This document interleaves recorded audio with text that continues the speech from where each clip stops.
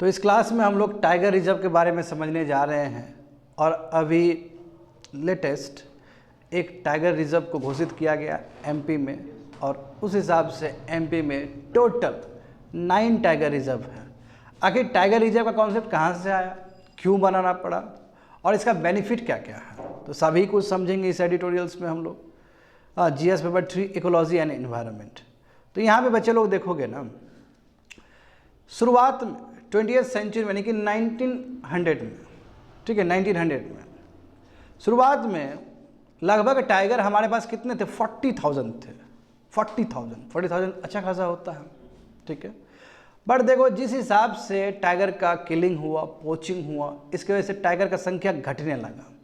जैसे 1964 में टाइगर का संख्या देखो, it was estimated there would have been around 40। देखो 1964 में जब सर्वे करवाया गया तो ये पाया गया कि पक्का 20th सेंचुरी में 1900 में कम से कम नहीं भी तो 40,000 टाइगर था। बट यानी कि 64 में सर्वे करवा के ये जानकारी लिया गया कि 1900 के टाइम यानी कि turn off the 20th century, उस समय नहीं भी तो कम से कम 40,000 टाइगर इस देश में था। मैं 1960s में देखो कहाँ 60 साल पहले, 60s के कंपेयर में बोले, कहाँ 60 साल पहले 40,000 टाइगर था और 1960s में घट के लगभग 2,000 से लेकर 4,000 हो गया। ये कारण क्या बताए जा रहे हैं, वही हंटिंग, क्योंकि उस समय गन लाइसेंस इशू किए जा रहे थे 1947 के बाद। 1947 जैसे भारत आज़ाद हुआ तो गन लाइसेंस जो देना शुरू हो गया, इसके वजह से, ठीक है, तो किलिंग हुआ है, हंटिंग हुआ है। हाँ, उसके बाद देखो थोड़ा सा फॉरेस्ट एसेस ज़्यादा हुआ है, फॉरेस्ट काटना शुरू कर दिया तो फिर animals conflict, large area of forest काटे गए। और उस समय शिकार कंपनी से, बताओ, नया बिजनेस क्रिएट हो गया था, शिकार कंपनी। अब ये शिकार कंपनी का काम है ही हंटिंग करना। ये कंपनी हंटिंग करवाता था, वेरी बैड ना। और फर ट्रेड हो रहा था, उसका ऊपर का जो स्किन है, जो टाइगर का जो स्किन है, उसका व्यापार हो रहा था वर्ल्ड वाइड। तो बहुत गलत काम हो रहा था कि नहीं हो रहा था। तो इसी बीच में न्यूज़ आया है कि यही 5 मार्च को यूनियन इन्वायरमेंट मिनिस्टर ने अनाउंस किया कि माधव नेशनल पार्क जो मध्य प्रदेश में है, वो भारत का 58 टाइगर रिजर्व है। ये करंट अफेयर्स का चीज़ है बच्चे लोग, प्रीलिम्स के लिए बहुत काम आएगा ये चीज़। तो 58 टाइगर रिजर्व भारत में है, समझे ना, और ये सबसे लेटेस्ट वन है। और इस हिसाब से कहोगे कि एमपी में, मध्य प्रदेश में सबसे अधिक टाइगर रिजर्व है, तो इसको भी जोड़ दोगे तो टोटल कितना है, 9th टाइगर रिजर्व तुमको केवल एमपी में मिलेगा। उसके बाद यदि कोई राज्य सबसे अधिक टाइगर रिजर्व को पोजेस करता है, कंसिस्ट करता है, तो वो राज्य महाराष्ट्र है 6 के साथ। हाँ, सेकंड में महाराष्ट्र आता है, और राजस्थान, तमिलनाडु और कर्नाटका में कितने टाइगर रिजर्व है, 5। और देखोगे टोटल टाइगर में भी देखो तो सबसे अधिक जो टाइगर है वो एमपी में ही है, समझ गए। तो यहाँ पे देखते हैं बच्चे लोग, यहाँ पे देखते, देखो जैसे कि मैप देख सकते हो, यहाँ पे एमपी में कितना 9 हो गया, हाँ, tiger reserve, total tiger reserve. उसके बाद देखो महाराष्ट्र में 6, उसके बाद राजस्थान देखो, कर्नाटक देखो, तमिलनाडु देखो, सब 5-5 है, ठीक है। यदि नॉर्थ ईस्ट में देखोगे तो नॉर्थ ईस्ट में तुमको मिजोरम में मिलेगा, असम में मिलेगा और अरुणाचल प्रदेश में मिलेगा, बाकी राज्य में नहीं है। देखो यहाँ पे जो लेटेस्ट जो सेंसस हुआ था 2023 में, तो कितना एस्टिमेट किया गया, 3,682 टाइगर्स अभी तक टोटल, रफली कह सकते हो कि 4,000 हो गया होगा। अभी हम लोग 25 में जी रहे हैं। और देखो इसमें से 3,682 टाइगर रिजर्व्स में, इसमें से 30% जो टाइगर है वो टाइगर रिजर्व्स में नहीं रहते, वो आउटसाइड ऑफ टाइगर रिजर्व्स रह रहे हैं। इसका मतलब कन्फ्लिक्ट होने का पूरा चांस ह्यूमन के साथ। और मध्य प्रदेश यानी कि 3682 में मध्य प्रदेश सबसे अधिक है। मध्य प्रदेश का अकेला ऐसा राज्य जिसके पास 785 टाइगर्स हैं, बड़ी बात है, समझे ना। और it boost several prominent tiger reserve. देखो और बहुत सुंदर काम किया है एमपी ने, Kanha tiger reserve, Panna tiger reserve और बंधवगढ़ टाइगर रिजर्व अभी घोषित किया गया है।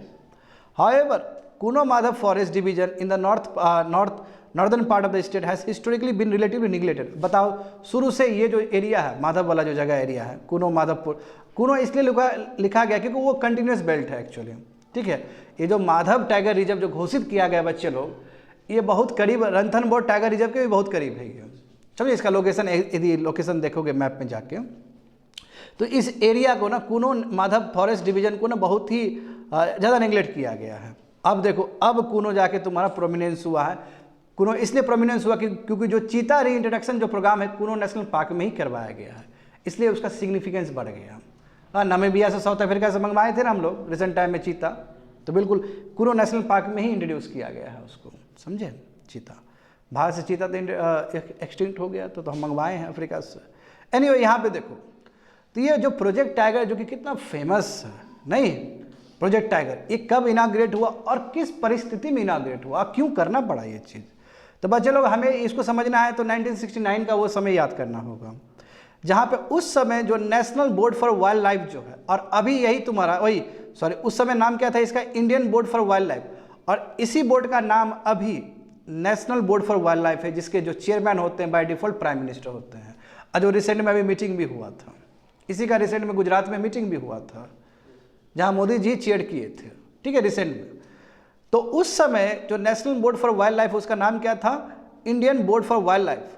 इसका मीटिंग हुआ था न्यू दिल्ली में जुलाई 1969 में, और वहीं पे ये बात रखा गया कि टोटल बैन होना चाहिए वाइल्ड कैट स्किन्स का, इंक्लूडिंग टाइगर ऑल्सो, ठीक है। तो उसी ईयर फिर 10th असेंबली हुआ IUCN का दिल्ली में, हाँ, और वहाँ पे टाइगर को रेड डेटा बुक में शामिल किया गया एज अ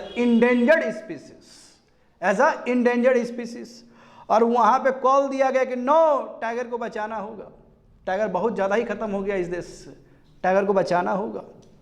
क्योंकि उस समय देखो टाइगर घट के कितना हो गया था, लगभग 1800 के आसपास। तो उस समय के जो प्रधानमंत्री थे then prime minister Indira Gandhi ने 11 मेंबर टास्क फोर्स क्रिएट किया, यानी कि ऐसा टास्क फोर्स जिसमें 11 मेंबर्स, हाँ, इन्वेस्टिगेट करने के लिए और एक प्रोजेक्ट रिपोर्ट तैयार करने के लिए कि कैसे टाइगर को प्रोटेक्ट किया जाए भारत में। तो अगस्त 1972 को इस टास्क फोर्स ने रिकमेंडेशन दिया कि 8 टाइगर फॉरेस्ट, है ना, 8 टाइगर फॉरेस्ट बनाया जाए भारत में। और किसके अंदर, कौन से प्रोग्राम के अंदर, प्रोजेक्ट टाइगर के अंदर। तो प्रधानमंत्री ने इस बात को मान लिया, और 1 अप्रैल 1973 उस समय इंदिरा गांधी ने प्रोजेक्ट टाइगर को इनाग्रेट कर दिया, और पहला जो प्रोजेक्ट टाइगर हुआ, जो पहला जो टाइगर रिजर्व हुआ, वो कॉर्बेट टाइगर रिजर्व हुआ। तो उसी साल टोटल 9 टाइगर रिजर्व्स अनाउंस किए गए हैं। 8 टाइगर रिजर्व्स का बोला था रिकमेंडेशन, मगर 9 टाइगर रिजर्व्स किया है, घोषित हुआ था उस समय। तो ये हमारे लिए बहुत खास है, 1 अप्रैल 1973, समझ गए बच्चे लोग। यहाँ पे देखो, तो सबसे बड़ी बात है कि ये टाइगर रिजर्व्स फंड आता कहाँ से, कैसे होता है। तो कह सकते हो कि इसमें सेंटर और स्टेट दोनों का ही रोल है। जो नॉर्मल स्टेट है, जैसे बिहार हो गया, यूपी हो गया, जो नॉर्मल स्टेट है, तो उसमें जो फंडिंग जो मैकेनिज्म होगा 60 और 40 का होगा। 60% सेंटर देगा टाइगर को रिजर्व करने के, टाइगर को बचाने के लिए, और 40% स्टेट देगा। मगर जहाँ तक सवाल है स्पेशल स्टेट का, तो 90 और 10 का होगा। जैसे नॉर्थ ईस्ट स्टेट हो गया, 90 और 10 का होगा, समझ गए बच्चे लोग। हाँ, activities for which this money can be use include, और ये जो पैसा जो फंड मैकेनिज्म जो क्रिएट होगा, 60% सेंटर, 40% स्टेट, या नॉर्थ ईस्ट के लिए 90% सेंटर, 10% स्टेट। ये जो पैसा कलेक्ट होगा, क्या क्या चीज़ के लिए कलेक्ट होगा, और इस पैसा से क्या क्या चीज़ होगा। तो एंटी पोचिंग इनिशिएटिव, कोई भी यदि पोचिंग हो रहा है, पोचिंग समझते हो ना बच्चे लोग, हंट करके बेचना, व्यापार करना, इसको पोचिंग। तो एंटी पोचिंग इनिशिएटिव को उखाड़ के फेंक देना। हैबिटेट इंप्रूवमेंट, यानी कि जहाँ पे टाइगर रह रहे हैं वो जगह को बेटर करना, वाटर डेवलपमेंट करना वहाँ पे, ह्यूमन एनिमल कन्फ्लिक्ट को एड्रेस करना, और इनवायलेट स्पेस को डेजिग्नेट करना कि ये एरिया है टाइगर के लिए, यहाँ पे नहीं आना है आप लोग को, ये मेन एरिया है, यहाँ नहीं आना है। और यदि मान लो कि कोई भी tiger reserve critical tiger habitats में कन्वर्ट हुआ, तो वहाँ के जो लोग हैं उसको रिलोकेट करना, क्योंकि इसका मतलब क्या, कोई टाइगर रिजर्व वहाँ पॉसिबल ही नहीं है आदमी का, है ना, सेटलमेंट। तो कभी भी आप क्रिटिकल टाइगर हैबिटेट्स को घोषित कर दिए, तो वहाँ के जो विलेजर्स है उसको रिलोकेट करो, समझ गए। तो ये सब पैसा इस चीज़ के लिए खर्च होता है। तो प्रोजेक्ट टाइगर में ये भी बात था कि बिल्कुल also support states in settling, यानी कि स्टेट्स को सपोर्ट किया जाए कि जो भी डिस्प्लेस पीपल है उसका जगह कहाँ होना चाहिए, और जो पहले से ही ट्रेडिशनल जो हंटिंग ट्राइब्स जो रह रहे थे शुरू से ही, तो उसको कैसे रिहेबिलिट करे। हाँ, इंडिपेंडेंट मॉनिटरिंग कैसे करे कि टाइगर रिजर्व का क्या स्थिति है, टाइगर रिजर्व्स को इवेल्युएट करना, ये सभी काम इस पैसे से किया जाएगा। समझ गए? तो what is the procedure? Procedure क्या है एक टाइगर रिजर्व को घोषित करने का, बनने का? तो सबसे पहले प्रपोजल तो जाना चाहिए स्टेट से सेंटर को। यदि स्टेट से सेंटर को प्रपोजल गया तो फिर ये मामला जाएगा NTCA में, नेशनल टाइगर कंजर्वेशन अथॉरिटी के पास। और यदि वो बोल दिया कि ठीक है तो उसके बाद फिर स्टेट क्या करेगा, उस एरिया को घोषित कर देगा। तो प्रपोजल स्टेट से सेंटर के पास जाना चाहिए, सेंटर NTCA को फॉरवर्ड करेगा और उसके बाद फिर से लौट के आएगा स्टेट के पास, फिर स्टेट कहेगा ठीक है हम बनाना चाहते हैं तो फिर बना सकता है वो। इसलिए लिखा गया कि यदि आपको रिजर्व बनाना है, टाइगर रिजर्व बनाना है, तो सेंटर गेट से प्रपोजल, सेंटर को प्रपोजल मिलेगा स्टेट से और उसके बाद NTC रिकमेंडेड करेगा कि ठीक है हम समझ लिए सच में ही टाइगर रिजर्व बनना चाहिए वहाँ पे। तो स्टेट गवर्नमेंट क्या करेगा, उस चीज़ को, उस जगह को नोटिफाई कर देगा एज अ टाइगर रिजर्व के रूप में। समझ गए? तो खास बात देखते हैं कि जो रिसेंट में जो 58 टाइगर रिजर्व जो घोषित किया गया माधव नेशनल पार्क को, ये क्यों खास बात है? खास बात इसलिए है बच्चे लोग कि 2023 तक कोई एक भी टाइगर नहीं था यहाँ पे, एक भी सिंगल टाइगर नहीं था। बताओ आज के दिन में ये टाइगर रिजर्व है। 2023 तक बिल्कुल टाइगर नहीं था इसके पास, फिर एक मेल टाइगर और 2 फीमेल टाइगर को यहाँ पे लाया गया और अभी देखो टोटल पॉपुलेशन देखोगे तो अभी टोटल पॉपुलेशन 7 है। तो 7 टाइगर को बचाने के लिए एक टाइगर रिजर्व घोषित किया गया है। कितना बड़ी बात है, देखते हो सरकार कितना ज़्यादा कंसर्न है टाइगर रिजर्व्स को लेके। हाँ, हाउएवर मगर इसको अकेला मत देखो, खाली देखने में लगता है कि ये चलो माधव टाइगर रिजर्व साथ है, इसको ऐसे नहीं देख सकते। ये एक तरह से कॉरिडोर है। ये देखो एक इंपॉर्टेंट कनेक्टिंग कॉरिडोर है रणथंभौर टाइगर रिजर्व्स का, राजस्थान का, और ये बहुत नज़दीक है कुनो नेशनल पार्क का, वही कुनो नेशनल पार्क जहाँ पे चीता पॉपुलेशन को इंट्रोड्यूस करवाया गया, कैप्टिव में है वो, क्योंकि नेचुरली तो यहाँ पाया नहीं जाता, वो तो नामीबिया और साउथ अफ्रीका से मंगवाया गया है। तो इसलिए माधव टाइगर रिजर्व इंपॉर्टेंट हो जाता है क्योंकि कंटिन्यूस बेल्ट है, एक तरफ रणथंभौर है और एक तरफ तुम्हारा क्या है, कुनो नेशनल पार्क है। समझ गए? तो with the declaration of tiger reserve, जब टाइगर रिजर्व का डिक्लेरेशन हो जाएगा तो इससे एडवांटेज क्या है? एडवांटेज ही एडवांटेज है। देखो कि जो प्रोजेक्ट टाइगर गाइडलाइंस फॉलो करना होगा एवरी टाइगर रिजर्व को। और देखो जितने भी टाइगर रिजर्व्स सबका अलग अलग तरीका है, सबका अलग अलग मैनेजमेंट प्लान है। जैसे कुनो टाइगर जो रिजर्व होगा उसका तरीका अलग होगा एज कम्पेयर टू जो नॉर्थ ईस्ट में टाइगर रिजर्व जो पाए जाएंगे वो अलग होगा। तो इसलिए साइड स्पेसिफिक मैनेजमेंट प्लान के साथ काम करना होता है। समझे? और हाँ, जब प्रोजेक्ट टाइगर यानी कि टाइगर रिजर्व बन गया तो उसके साथ ये प्रोजेक्ट टाइगर का यदि गाइडलाइंस देखोगे तो इसमें वेल लेड डाउन प्रोसीजर है कि कोर जोन और बफर जोन का। जैसे आप बात करोगे नेशनल पार्क में ना, तो नेशनल पार्क में बहुत ही अच्छे तरीके से कोर जोन क्या होता है ना, बफर जोन क्या होता है, बहुत अच्छे से डेजिग्नेट किया जाता है। तो वो चीज़ यहाँ पे भी डेजिग्नेशन होगा।